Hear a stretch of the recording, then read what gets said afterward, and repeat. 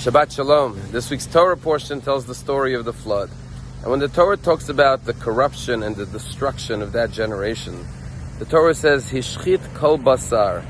Every flesh became corrupt. And our rabbis point out, it doesn't say every human being, but it says every flesh.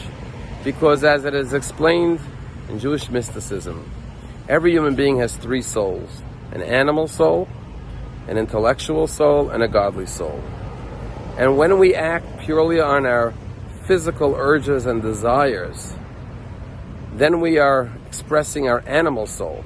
When we follow our intellect, our reason, our logic, we're operating on an intellectual soul level, which is higher.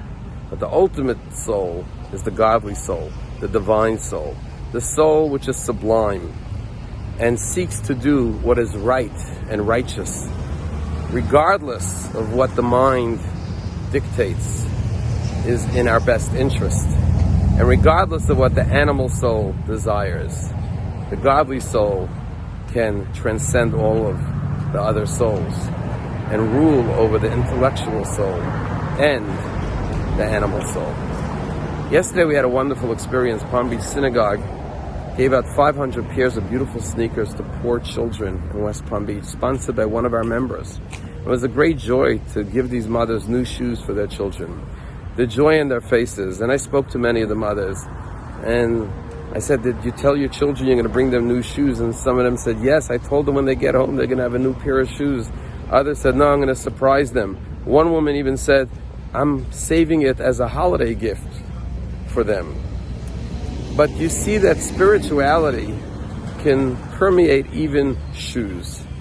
Holiness and the soul can transcend the spiritual and have its impact in the most physical, mundane things, like the shoes that we wear and help others wear. And each child got a beautiful pair of shoes, sneakers, with a beautiful new pair of socks in it, and the joy that brings the family and the child, and the confidence it gives the child.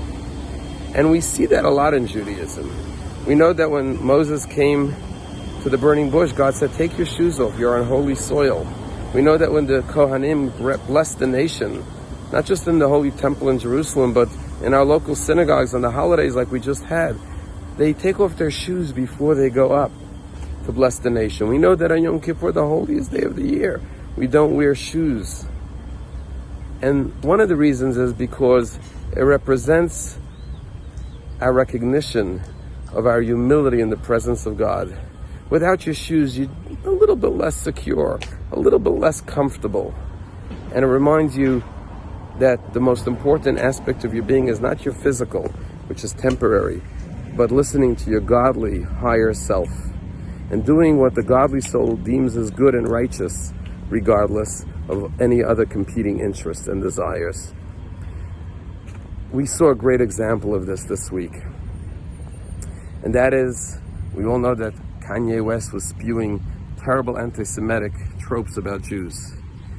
And Adidas, perhaps one of the largest shoe brands in the world, decided to take a stand and discontinue his line of sneakers.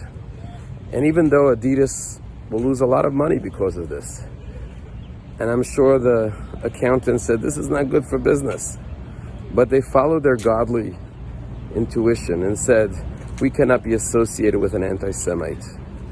And it's no coincidence that the word soul, S-O-U-L, is pronounced the same as the sole of a shoe, S-O-L-E.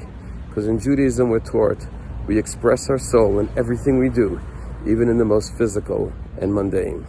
So next time you need to buy a pair of shoes or sneakers, go to Adidas. Show them your gratitude and appreciation.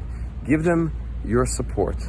And when you check out, let the clerk at the counter know that you came here today to say thank you and show your appreciation for the stand that they took against anti-Semitism, which will hopefully reverberate worldwide as a worldwide brand, that no individual, company, institution should ever tolerate anti-Semitism. Have a wonderful Shabbat.